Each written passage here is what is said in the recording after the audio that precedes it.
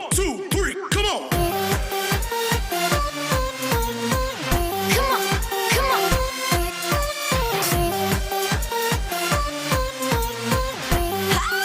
Warahmatullahi wabarakatuh. Semangat lagi anak-anak. Masih tetap semangat belajar. Di pertemuan kali ini kita akan belajar tentang klasifikasi makhluk hidup. Tapi sebelum lebih jauh tentang klasifikasi makhluk hidup, kita belajar dulu tentang ciri-ciri dari makhluk hidup. Ada yang tahu ciri-cirinya? Yang pertama apa? Makhluk hidup yang pertama adalah bernafas. Yang kedua, makhluk hidup pasti bergerak. Yang ketiga, makhluk hidup memerlukan makanan dan minuman. Yang keempat, makhluk hidup tumbuh dan berkembang. Kemudian yang kelima, makhluk hidup berkembang biak, mempunyai anak. Dan yang keenam, makhluk ini mengeluarkan zat sisa. Apa kotorannya?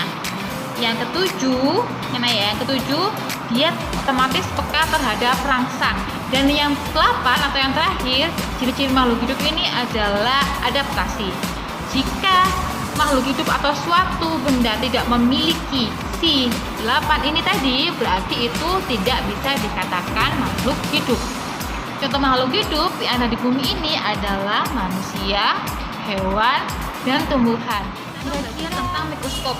Tapi sebelum jauh membahas tentang mikroskop, belajar dulu bagian-bagian dari mikroskop. Ini dia penjelasannya. Bagian-bagian mikroskop pertama ada lensa okuler, tabung, revolver, lensa objektif, meja benda untuk tempat preparat, kondensor, diafragma, cermin, skru pengarah kasar, skru pengarah halus, pegangan sedian untuk tempat preparat, sendi inklinasi, dan yang terakhir adalah kaki dari mikroskop. Sekarang kita ke cara penggunaan mikroskop. Pertama yang harus kalian pelajari adalah cara memegang mikroskop atau mengangkat mikroskop terlebih dahulu. Yang pertama adalah tangan kanan memegang punggung mikroskop, kemudian tangan kiri memegang bagian bawah mikroskop. Jadi ini cara bawahnya. Yang kedua adalah pasang lensa okuler. Ini adalah lensa okuler. Kita menggunakan perbesaran yang sedang. Setelah itu kalian pasang juga lensa objektif.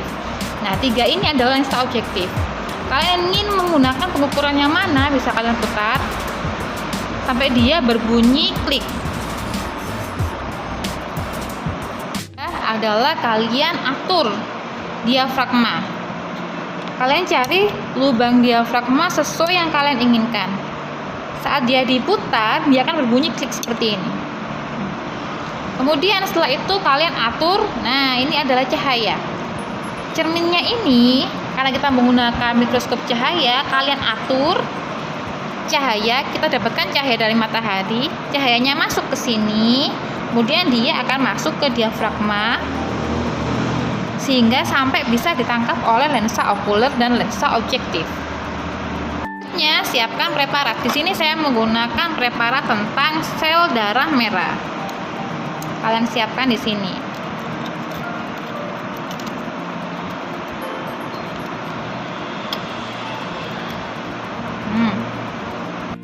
Putar pemutar kasar mikrometer secara perlahan sambil dilihat dari lensa okuler seperti ini.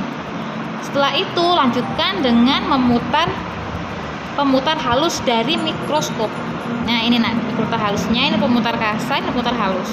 Sambil dilihat juga di lensa okulernya.